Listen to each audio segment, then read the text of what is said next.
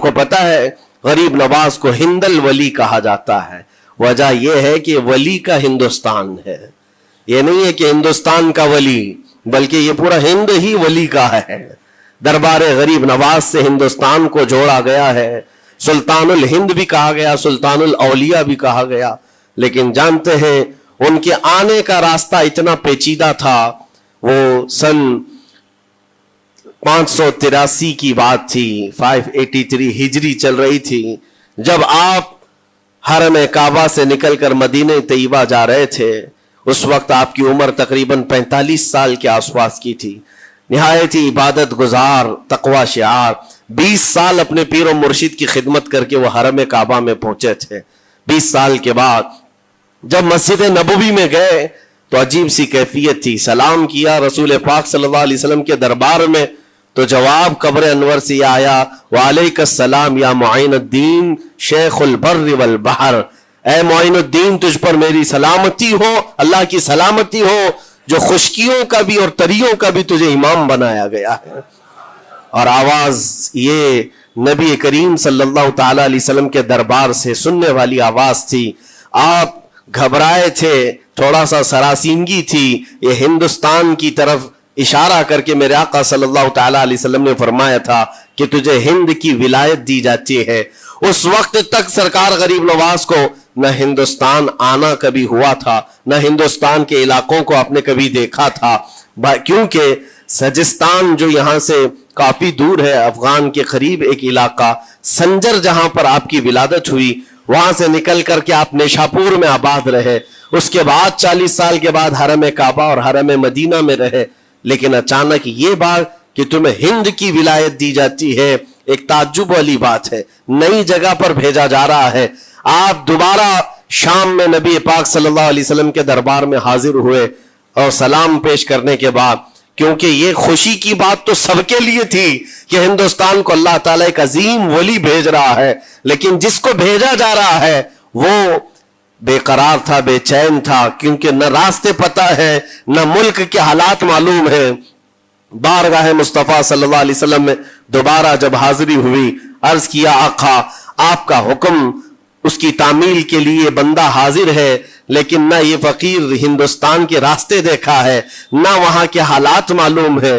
حضور پاک صلی اللہ تعالی علیہ وسلم کے دربار میں یہ اپنی بپتا سنا رہے تھے، داستان غم سنا رہے تھے، غنودگی طاری آ گئی، یعنی نیند سی کیفیت آ گئی، اور بارگاہ رسول صلی اللہ علیہ وسلم میں ایک دیوار پر ٹیک لگا کر جیسی ہی آپ کی آنکھیں بند ہوئی، رسول کریم صلی اللہ علیہ وسلم تشریف لائے اور اشارہ فرما کر پورے ہندوستان کے نقشے آپ کے سامنے کھول کر رکھ دیے، اور پھر غریب نواز کو یہ بتایا بھی کس جگہ سے تمہیں سفر کرنا ہے، کیسے تمہیں جانا ہے اور کہاں تمہارا مسکن ہوگا۔ سرکار غریب نواز فرماتے ہیں اس ایک خواب میں میں نے رسول کریم صلی اللہ تعالی علیہ وسلم کے ہاتھ میں اجمیر کے پہاڑ بھی دیکھ لیے، وہاں کے قلعے بھی دیکھ لیے تھے جو موجود تھے، اور اس کے بعد پھر کس بات کا خوف ہے، کس بات کا ڈر ہے؟ جنہوں نے راستے بتائے ہیں وہ ہادی رسول، وہ ہادی عالم ہے، نبی پاک صلی اللہ علیہ وسلم آئے ہیں پوری کائنات کو راستہ دکھانے کے لیے، اور جنہوں نے غریب نواز کو ہند کا راستہ بتایا ہو، پھر ڈر کس بات کا؟ جب آپ بیدار ہوتے ہیں تو اپنے ساتھ 40 قطب اس اولیاء کرام کی جماعت لے کر مدینہ طیبہ سے سفر کے لیے نکلے تھے۔ میرے عزیزو، اب بات یہاں آتی ہے، اسی لیے مدینہ طیبہ سے یہ پورا پلان ہوا ہے، مدینہ طیبہ سے بھیجا گیا ہے، مدینہ طیبہ سے پلیسمنٹ ہوا ہے، اسی وجہ سے آج تک تاریخ غریب نواز کو عطائے رسول کہتی ہے۔ عطائے رسول ہے، رسول اللہ کی عطا ہے، ہندوستان والوں کے لیے خاص عطا ہے میرے آقا صلی اللہ علیہ وسلم کی۔ جب وہ سفر کے لیے نکلے، سن 83 سے چلے تھے، تو یہاں ہندوستان پہنچتے پہنچتے آپ کو 87 یعنی 4 سال کا عرصہ لگ گیا تھا۔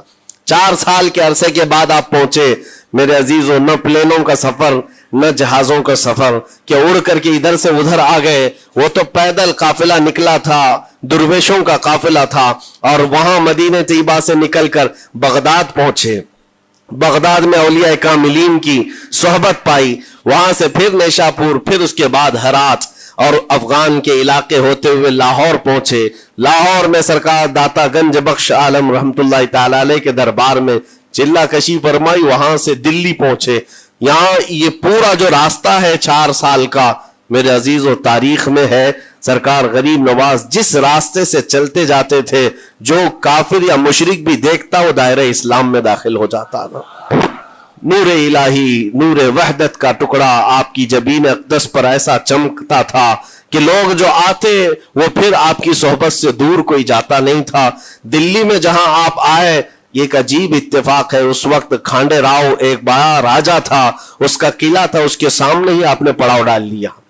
سرکار غریب نواز رضی اللہ تعالیٰ عنہ کی یہ داستان، یہ تاریخ، وہاں پر آپ نے اپنا پڑاؤ ڈال لیا. اور ان بت پرستوں کے لیے ایک بڑا پیچیدہ مسئلہ تھا کہ ایک درویش آیا ہے. ایک بات میں آپ کو بتاؤں، یہ جو تعصب آج پھیلا ہوا، یہ زہر پھیلا ہوا، یہ آج کا نہیں ہے، یہ باپ داداؤں کے پشت میں بھی ان کے موجود رہا ہے. اسلام اور مسلمانوں کے خلاف زہر مشرکین کے دلوں میں یہ بہت پرانی چیز ہے، نئی نہیں ہے، بہت پرانی چیز ہے. تعصب دلوں کے اندر کڑھن رکھنا اور کبھی ایکسپٹ نہ کرنا، یہ سرکار غریب نواز جس دن ہند میں قدم رکھ رہے اسی دن سے آپ نے اس کو فیس کیا ہے، اسی دن سے آپ نے اس کو دیکھا ہے. اور وہاں پر کھانڈے راؤ کی جماعت نے بہت کوششیں کی کہ یہ دلی میں داخل ہوا، یہیں سے ان کو ختم کر دیا جائے، نکال دیا جائے. لیکن عجیب اتفاق یہ ہے کہ یہ جو جماعت آئی تھی سرکار غریب نواز کے ساتھ، نہ ان کے ہاتھوں میں تلوار ہے، نہ بھالے ہیں، نہ چاقو ہے، نہ چھری ہے. یہ تو گدڑیاں پہنی ہوئی درویشوں کی جماعت تھی، گدڑیاں پہنی ہوئی درویشوں کی جماعت جو جھولے میں سوکھی روٹی رکھتے تھے اور پانی میں بھگو کر کھا لیا کرتے تھے. ان کے پاس نہ کوئی ہتھیار ہے، نہ کوئی سامان ہے، ہر سامان جنگ ہے. ان کو نکالا جائے تو کس بات سے نکالا جائے، ہمت بھی نہ ہوتی تھی. یہاں تک کہ جو آپ کو وہاں سے جانے کی بات کرنے کے لیے آتا تھا تھوڑی دیر محفل میں بیٹھتا اور کھڑا رہتا اور کلمہ پڑھ کر پھر مشرف اسلام ہو جاتا. دلی کے اندر ایک دن کے اندر 1000 لوگ اسلام میں داخل ہوئے تھے. سرکار غریب نواز رضی اللہ تعالیٰ عنہ نے تلوار سے اسلام میں داخل نہیں کیا ہے، نہ ہی کسی کو ڈرا دھمکا کر کے. وہ سوکھی روٹی کھانے والے کس بات سے ڈراتے لوگوں کو؟ ان کے پاس کون سا ایٹم بم تھا؟ یہاں موجود جو راجے مہاراجے تھے ان کے پاس فوج بھی تھے، ہاتھی بھی تھے، گھوڑے بھی تھے، سب کچھ تھا. لیکن آنے والا مرد قلندر کیا لے کر کے آیا تھا؟ تاریخ میں بتایا جاتا ہے یہ وہ زمانہ تھا جب شہاب الدین غوری ہند کے اوپر حملے کر کے یہاں پر آنے کی کئی مرتبہ کوشش کیا. یہ افغان کا بادشاہ تھا شہاب الدین غوری، جب ہندوستان پر کئی مرتبہ حملے کر کے ناکام لوٹ رہا تھا، بیچ راستے میں ان فقیروں کی جماعت سے بادشاہ کی جماعت کی ملاقات ہو گئی. سپاہی جا رہے تھے شکست کھا کر اور یہ درویشوں کا قافلہ ادھر آ رہا تھا. دیکھا پہچانی سی صورتیں لگتی ہیں. جا کر کے ایک سپاہی نے پوچھا بابا آپ لوگ کہاں جا رہے ہیں؟ تو بابا جو جماعت میں آ رہے تھے انہوں نے کہا ہندوستان فتح کرنے جا رہے ہیں. بڑی بات ہے، گدڑیاں پہنے ہوئے، پیون لگے کپڑے ہیں، جھولیاں لٹکائے ہیں. اور اس نے دیکھ کر کے کہا مارا سپاہی نے کہا یہ دیکھتے ہو ہمارے بادشاہ کی فوج ہے، اس میں ہاتھی گھوڑوں کی تعداد دیکھو، ذرا سامان جنگ تو دیکھو، اس میں نیزے تلواروں کی چھنک تو دیکھو، اور آپ یہ چند فقیروں کی جماعت لے کر ہند فتح کرنے کی بات کر رہے ہیں. تب سرکار غریب نواز کے کانوں میں آواز آئی تو آپ نے کہا اس سے کہہ دو فرق یہی ہے تم جب لڑنے کے لیے جاتے ہو تو یہی ہاتھی گھوڑے اور تلواروں کے بھروسے جاتے ہو، معین الدین صرف اللہ اور اس کے رسول کے بھروسے جا رہا ہے. ہمارے پاس جو طاقت ہے وہ اللہ اور اس کے رسول کے ساتھ ہونے کی طاقت ہے. آج کے زمانے میں غریب نواز کا یہ جملہ ہمارا حوصلہ بڑھا دیتا ہے. کوئی ہو یا نہ ہو اللہ ہمارے ساتھ ہے، اللہ ہمارے ساتھ ہے.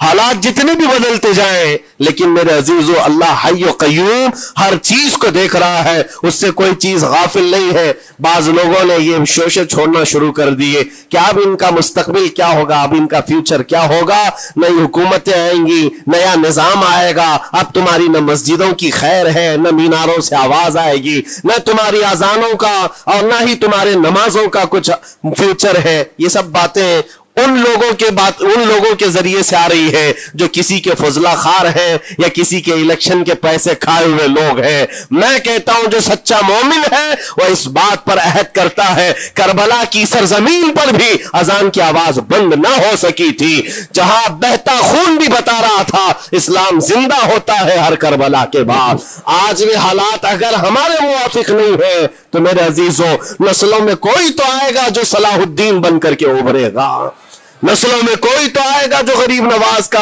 गुलाम बनकर मोइनुद्दीन बनकर के निकलेगा। इसलिए कि हालात हर वक्त एक तरह के नहीं होते। हमने तारीख देखी है और अब ताला का कानून है, कभी बादशाहों को फकीर बना देता है और कभी फकीरों को बादशाह का मनसब अता कर देता है। जब सरकार गरीब नवाज दिल्ली के सरजमीन पर आप बैठे हुए थे अपने सूफिया की जमात के साथ, एक दस्तरखान लगा हुआ था, दस्तरखान लगा हुआ है, औलिया इकराम की जमात है, एक दूसरे से बातचीत कर रहे हैं। दिल्ली में उस वक्त हालात अजीब थे। एक छोटा सा लड़का जिसकी उम्र 13 या 14 साल की रही होगी, वो अपने हाथ में खटोरी और एक तीर और तरकश लेकर के सामने से जा रहा था। औलिया की नजर उस पर पड़ी, सरकार गरीब नवाज ने नजर उठाकर देखी। और सामने से मजमे से जाने वाले बच्चे बहुत सारे होते हैं, कोई आया गया, लेकिन गरीब नवाज ने नजर उठाकर देखा और फिर सूफिया की जमात से कहा कि देखना ये कल दिल्ली का बादशाह बनकर के निकलेगा, हिंदुस्तान की पूरी सल्तनत इसके पास होगी। तारीख में मौजूद है गरीब नवाज की जुबान से निकला हुआ ये जुमला। वो लड़का कोई और नहीं था, सुल्तान शमसुद्दीन अल्तमश, जो हिंदुस्तान का ताकतवर बादशाह बनकर के निकला था। हाँ, वो जिसको चाहे नवाज दे और जिसको चाहे उठा दे।